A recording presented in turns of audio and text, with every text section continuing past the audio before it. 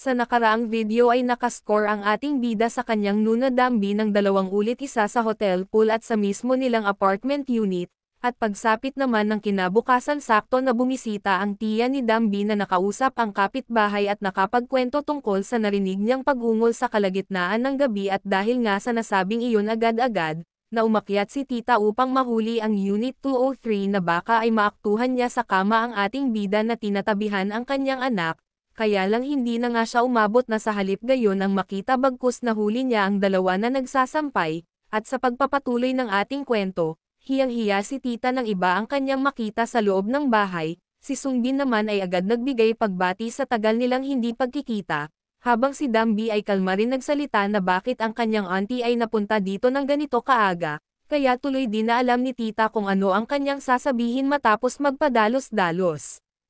At hindi niya lubos akalain na naghuhugas daw pala ang dalawang ito ng kanilang mga damit sa umaga, sabay nagpalusot na napadaan lamang. Habang tinatanong ni tita kung may pasok ngayon sa trabaho si Dambi si Sungbin na may laking pasalamat at maaga silang bumangon, gayong tabi nga sila natulog ng kanyang nuna at kung nagkataon sana'y paktay sila pareho at makalipas ang 1 oras, tumalo ng eksena kung saan inihatid ni tita si Dambi sa kanyang trabaho. Dahil ang pagmamaneho ng rush hour ay medyo mahirap dahil sa traffic nagpaabot pasasalamat si Dambi sa kanyang itinuturing na nanay para dito. Si tita naman ay pilit itinatala sa isipan na marahil naman daw siguro base sa kanilang pag-uusap kanina ay walang naganap na pagtatalik sa kanyang alaga at ng ating bida. Gayunpaman ay tinanong niya si Dambi tungkol sa nasabi sa kanya ni Miss 202 na may naririnig siyang pag-ungol kagabi lamang. Sinabi niya rin kay Dambi na medyo malakas ang sinabi niya kagabi at tinanong kung alam ito ng kanyang pamangkin na sa ngayon ay medyo nakinakabahan. Pero iginigiit nito na wala siyang alam sa gayong bagay, baka ibang tao iyon at hindi mula sa kanilang unit. Ngunit dahil walang laman ang Unit 201 naghihinala na si tita sa tugon ng dalaga, at bukod dito napansin din niyang bakit namumula ang pisngi ni Dambi na animoy umiiwas sa kanyang tanong at tumitingin sa ibang direksyon. Sa sunod naman ay masinsinan kinausap ni tita ang dalaga na kiusap na maging matapat sa kanyang mga itatanong at hindi raw ito magagalit, kung siya ngayon ay nakikipag-date kay Sungbin dahil nagtataka daw siya gayong napansin na masyadong close sa isa't isa, naramdaman ng dalaga na parang siya ay pilit pinaamin ng kanyang tita. Nang sagutin nito ang kanyang tita na walang nangyayaring date sa pagitan nilang dalawa ni Sungbin, sa kabila ay binanggit ni tita na talaga ba, ngunit maaari mo pa rin siyang magustuhan, at muling nagtanong kung may gusto siya sa ating bida. Sa gayong uri nagpag-uusap ay pareho nagpakiramdaman ang dalawa si Dambi na pilit umiiwas samantalang ang kanyang ina-inahan ay umaasa na mapaamin ang dalaga, at maya-maya seryosong nagpaliwanag si Dambi na anya, wala ako gusto sa kanya kundi ang tanging tingin ko lamang doon isang cute na little brother at dahil lumaki ako mag-isa, kaya siguro gusto ko ng isang pwede maituring na kapatid at dahil doon kaya siguro kami ay mas naging malapit sa isa't isa kamakailan, kaya naman, dahil dito, hindi ko siya tinitingnan bilang isang lalaki. Si Auntie Soyon naman ay dilubos inaasahan na mas magiging complicated ang mga isasagot ni Dambi gayong nagtanong lamang daw naman siya kung ito ay may nararamdaman sa binata nitong kasama sa bahay. At kung di nga niya gusto si Sungbin ibig sabihin ba daw nito ay may nagugustuhang iba ang kanyang alaga, kaso halos mawala siya sa focus ng si Dambi naman ang magtanong na kung di nito nais na kung sakaling makadate nga si Sungbin, gayong tila bantay sarado mo siya at pagkatapos ay nagbigay papuri na di ba si Sungbin bukod sa mabait siya ay gwapo. Sinabi nitong kanyang tita na alam na daw naman niya ang tungkol sa bagay na iyon kahit hindi pa man niya masyadong kilala ang ating bida. At hindi ko alintana na nakikipag-date ka maaari ka ring magpakasal sa ibang pagkakataon, ngunit dahil ikaw at si Sungbin ay nakatira ng magkasama, at tulad ng iyong mga magulang, hindi pwedeng huminto tayo dito, gayong naunawaan ni Dambi ang ibig sabihin ng kanyang tita, kaya't siya na rin mismo ang nagsabing hindi lahat ng nabubuhay na magkasama ay nagbubuntis, at mabilis na sagot ni Auntie Soyon ay hindi naman daw iyon ang kanyang iniisip kahit iyon naman talaga ang kanyang ikinatatakot. Hinawakan nito ang kamay ng kanyang ina-inahan sabay nangako na huwag ka nang mag-alala, dahil hindi ako mabubuntis at nagpaabot din ng malugod na pasasalamat sa ginagawa nitong pag-aalaga mula noon hanggang ngayon. Di maunawaan ni tita kung saan natutunan ni Dambi ang ganitong uri ng pagkilos, Binalaan din niya ang dalaga na huwag gagawin itong paghawak sa kamay kung sa isang lalaki dahil tiyak na magugustuhan kanya panigurado, at laking tanong sa isip kung bakit naman daw umaakting si Dambi ng ganito kagiliw. At palihim din sinasabing noong kabataan nitong si Dambi ay tulad ng kanyang tunay na ina, ngunit ngayong nasa tamang edad na ay umaakting naman tulad ng kanyang tatay. Pinaalalahanan naman ni Dambi ang kanyang tita na sa susunod na ito'y maisipang bumisita sa kanyang apartment. Nakiusap na bago tuluyang pumasok ay mas mainam gawin ang kumatok muna, bagaman daw iyon ay ayos lamang sa kanyang ngunit kailangan nilang maging maingat, gayong kasama nga niya doon si Sungbin, bagamat sumang-ayon itong si Auntie Soyeon pero nakadarama naman ng regrets at sinasabi rin sa sariling siya ay gaya ng isang teenager na batang babae, na nagsisimula pa lamang sa pakikipag-date. Dahil sa daming gumugulo sa isipan ay di na nito napansin ang pagpula ng stoplight buti at naabisuhan siya ng kanyang pamangkin, kaya't nagawa niyang huminto sa tamang oras. Paggo naman para sa mga civilian na tatawid, mula dito ay makikita naman si Nana Hyun na sa masyadong busy sa kanyang cellphone ay di na niya napansin ang pag-green ng ilaw, hanggang mga ilang sandali ito'y halos magulat nang may bumanggit sa kanyang pangalan, na walang iba kundi ang kanyang beshi na si Sungbin, na unang iyak sa kanyang tilapia.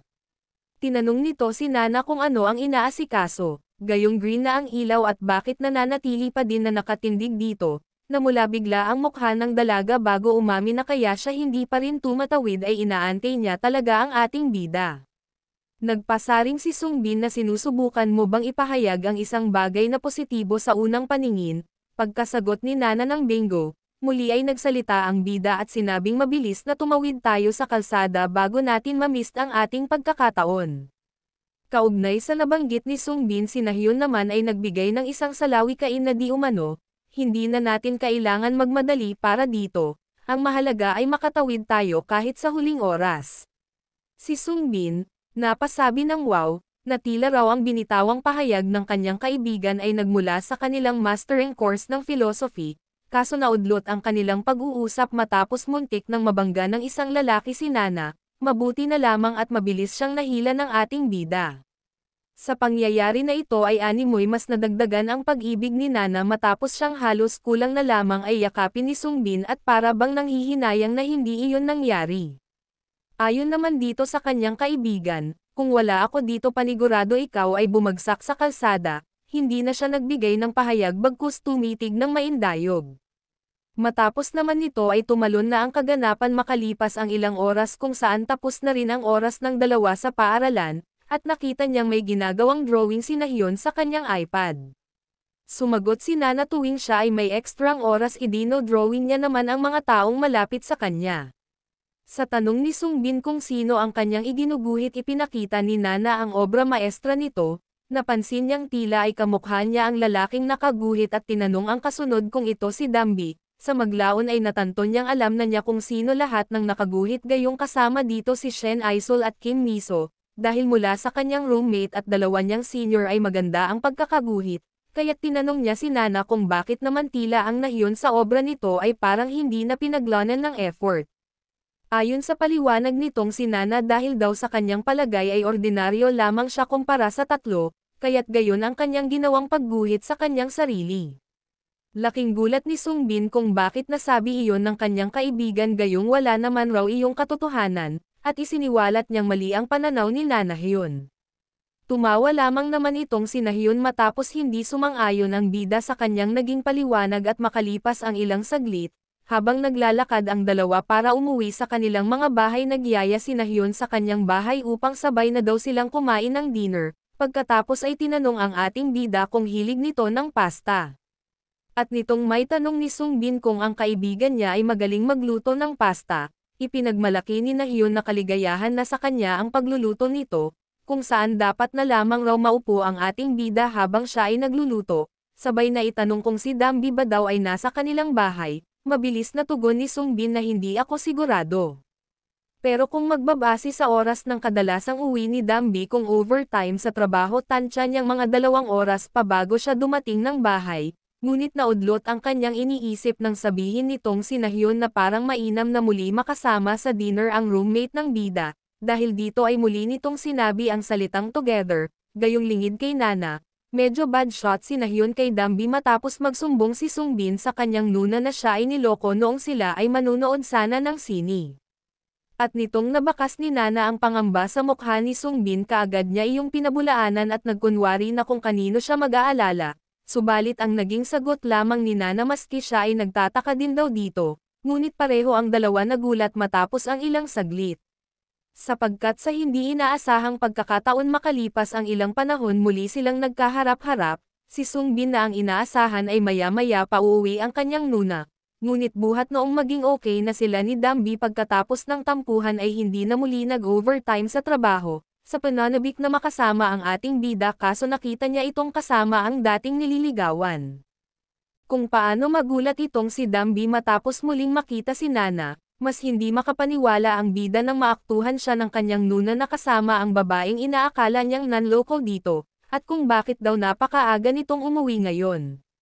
At dito, kahit nababalot ng matinding pagkabalisa walang nagawa kundi ang makinig sa pagkakamustahan ng dalawa niyang babae at sa isang saglit, dahil nagsabi si Nahyun kay Dambi na sasama siya sa kanilang apartment ni Sungbin pumayag si Nuna at sa puntong ito nga ay kasalukuyan nang nagluluto si Nana ng pasta. Habang nakaupo ang mag-roommate nagbiro si Dambi na ngayon lang na nakita magluto si Nana kaya't kung kailangan ba nito kanyang tulong. Gayunpaman ay hindi siya pinahintulutan ni Nahyun gayong ito daw ang kanyang special dish at sinabing maupo na lamang hanggat siya ay nagluluto. Nagpasalamat si Dambi at sabay na rin humingi ng paumanhin para dito gayong kahit siya ang bisita ay siya pa itong nagluluto. Habang ang ating bida na may hindi malaman kung dapat ba niyang tanungin ang kanyang nuna kung bakit ito'y umuwi ngayon ng maaga dahil sa pangamba na baka kung ano ang isipin. Ngunit parang nakaramdam si Dambi ng parang hindi komportable ang bida kaya't kunwari si Nahyun ang kanyang kinakausap at sinasabi dito na kaya ako ay maagang umuwi dahil sa medyo masama ang aking pakiramdam. Nang marinig niyang may iniindang karamdaman ang kanyang nuna, dito'y masigasig niyang inalam kung ano ang sakit habang sa kabila ay mas pinagtuunang pansin ni Nana ang nangyayaring pag-uusap ng mag-roommate na sa halip mag-focus sa kanyang niluluto. Pinakinggang maigi ang ipinapaliwanag ni Dambi na hindi naman sa may sakit siya na ito ay marahil sanhi lamang ng dahil kulang sa tulog kagabi matapos ang ginawa nila ni Sungbin na pagbabayuhan. Gayunpaman ay nagmungkahi ang bida na mas mainam magpunta sa doktor upang mabigyan ng tamang prescription, at para na rin makaiwas sa sipon ngunit tumanggi pa din si Dambi at sinabing siya ay ayos lamang talaga. Dahil dito ay nakisabat na siya sa pag-uusap ng mag-roommate humingi ng paumanhin gayong di niya alam na hindi pala maganda ang pakiramdam ni Ate Dambi sa puntong ito na may mabilis na nasabi ni Dambi ni wala itong kaso, at okay lamang talaga, idinagdag niya rin ang isang paumanhin sa pagsira niya sa pagdiriwang ng magkaibigan gayong di niya raw talaga alam na pupunta ito dito. Ngunit sumagot si Nahyun na matagal na niyang binabalak ulitin ang kanilang hangouts ng magkakasama. Yamang palagi daw niyang kasama si Sungbin gayong sila ay magkaklase. Matipid lamang sumagot si Dambi na kanya nang naunawaan, samantalang itong kanilang little boy ay mas kinakabahan na sa patuloy na pag-uusap ng dalawa niyang babae. Sa panig ni Nana dahil may kulang na sangkap sa kanyang niluluto at wala siyang makitang olive oil dahil dito ay tinanong nito ang may bahay kung may langis sila dito, at itinuro ni Dambi na tingnan sa ilalim ng lababo. Nang pagkabukas pa lamang naman ni Nana ay nakita niya kaagad ang kanyang hinahanap, dahil kaunti na lamang ang langis ay ipinagbigay alam niyang konti na lang ito at malapit nang maubos. Sa nabanggit na iyon ni Nahyun ay naging open sa pakikitungo si Dambi gayong basta na lamang niyang ipinahayag na dahil sa dalas naming magluto nitong kamakailan kaya't mabilis na ubos ang kanilang mga gamit sa kusina, kaya't tila raw ata na dapat na siyang magpunta sa grocery na kasama si Sungbin. Sa naging pahayag niyang iyon ay bagamat walang tugon itong si Nana pero parang iniisip na ang gayong klaseng estratehiya ay tulad ng mag-asawa, maging si Dambi ay nabigla rin kung bakit daw kaya niya nasabi ang gayong hindi naman kinakailangan, sa kabila na may walang maunawaan itong ating bida sa nagiging pag-uusap ng dalawa niyang babae sa buhay, hanggang sa mas lalo pang nagtaka nang naramdaman ang mabigat na hangin sa paligid. Maya-maya nang okay na ang pasta ni Nana masaya ang dalawang babae na kumakain habang umiinom ng beer kasama ang bida na hanggang sa kasalukuyan, hindi pa rin makasabay sa pag-uusap. Inungkat ni Nahyun noong panahon ng palakasan kung saan muntik na matalo ang kanilang grupo nang dahil sa kanyang napaka-slow tumakbo at sabi ni Dambi na hindi naman at iyon ay ayos lamang, Naging maligaya din siya noong oras na bumagsak si Nana at muling bumalik sa pagtakbo pagkatapos ay nanalo. Sa kabilang banda naman ito si Little Boy walang inatupag kundi ang lumamon at kausapin ang sarili, na di umano parang mali daw ata ang kanyang naiisip gayong taliwas ang nangyayari at mukhang mas close sila Dambi at Nahyon sa isa't isa, gayong akala daw nito ay may isang bagay na pagtatalunan ngunit parang wala naman pala. Sa panig muli ng dalawang babae ay may halong papuri na binanggit ni Dambi na hindi ko alam kung ano ito, ngunit naramdaman ko ang iyong katapatan sa pagtakbo na iyon, at sa panahong iyon, pakiramdam ko ay nakita ko kung anong uri kang tao. Matapos magpasalamat si Nana ipinagbigay alam niyang nais niyang makasama ang kanyang ani Dambi sa pagtakbo kaso kaagad tumanggi si Dambi, at sinabing kung sasali siya sa gayong palakasan tiyak na matatalo lamang. Ngunit mas nabagabag ito sa sunod na itinanong ni Nahyon kung wala pa rin ba daw itong kasintahan, idinagdag rin ni Nahyon na alam ng lahat mula sa klase ang buong katotohanan tungkol sa iyo at ni Sungbin na kayong dalawa ay magkasama sa bahay, at pinaamin din niya ito kung ano ba talaga ang buong katotohanan tungkol sa dalawa ng ating bida, kaya't sandaling huminto ang oras ng dalawang nagsasama sa iisang bahay. Nagpakita ng matinding kalungkutan si Dambi sabay humingi ng paumanhin kay Nahyon para sa ginawa niyang paglilihim sa puntong ito na may panay na ang pakiusap ni Nana na hindi nito kailangan pang humingi ng patawad, pero tuloy lamang sa pagpapaliwanag si Dambi na ayon dito, noong una kitang nakita at ni Sungbin na magkasama, at bilang ako alam mo bang kapag nagsimula ka ng magtrabaho, nagsisimula ka na rin magbasa ng mga tao. At mas lalo pang hindi malaman ni Nahyon kung ano ang gagawin gayong pati itong kanyang kaibigan ay inaako ang kasalanan, na siya talaga ang punot dulo ng lahat ng mga paglilihim at umangkop lamang sa kanya ang kanyang Nuna bilang respond, at sinabing pakiramdam ko ay napakasama kong tao, dahil dito'y paulit-ulit na ipinahayag ni Nahyon na wala naman daw siyang pinagbibintangan kung sino ang akusado. Sinabing naiintindihan na niya ang buong kwento at panay ang pakiusap sa dalawa na itigil na ang paghingi ng patawad, at ibinaling bigla ang paksa ng usapan sa sarsa ng pasta na nasa mukha ng ating bida, bigla namang naging weirdo itong si Sungbin gayong basta na lamang sumigaw na sobrang sarap daw ng pasta ni Nana, at ito kuno ang pinakamasarap sa lahat ng kanyang natikman, at sinabi pang damn amazing. Ngunit sa katunayan sa loob-loob nito ay para daw siyang nakaupo ngayon sa trono na punong-puno ng tinik. Dahil naman sa kanyang ginawa ay mas naging okay ang paligid kaso muli na namang nagtanong si Nahyon sa kanyang ani Dambi kung wala pa talaga itong kasintahan, at natatawang tumugon si Dambi na inaming wala siyang lalaki sa buhay, subalit nasamid si Little Boy, matapos sabihin ni Nana sa kanyang Nuna na kung okay lamang na gumawa siya ng isang blind date mula sa kanyang mga kakilala.